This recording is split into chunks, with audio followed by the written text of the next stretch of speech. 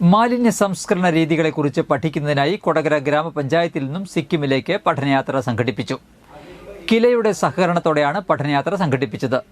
March 2 മുതൽ 7 വരെ കൊടകര ഗ്രാമപഞ്ചായത്തിൽ നിന്നുള്ള സംഘം സിക്കിമിൽ താമസിച്ച് വിവിധ മാലിന്യ സംസ്കരണ രീതികൾ വിലയിരുത്തി.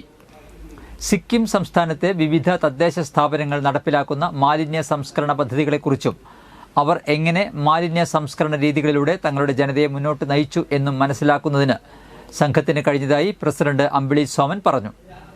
വിവിധ ബോധവൽക്കരണ രീതികളിലൂടെയും പിഴ ഈടാക്കിയും മാലിന്യ സംസ്കരണത്തിന് വിവിധ രീതികൾ അവലംബിച്ചും പ്ലാസ്റ്റിക് വിമുക്ത സംസ്ഥാനം, ODF+ വില്ലേജ് എന്നീ പദവികളിലേക്ക് സിക്കിം എങ്ങനെ എത്തിച്ചേർന്നു എന്നതിനെക്കുറിച്ച് വിശദമായി നിരീക്ഷിക്കുകയും പഠിക്കുകയും ചെയ്തതായി യാത്രയിൽ പങ്കെടുത്തവർ പറഞ്ഞു.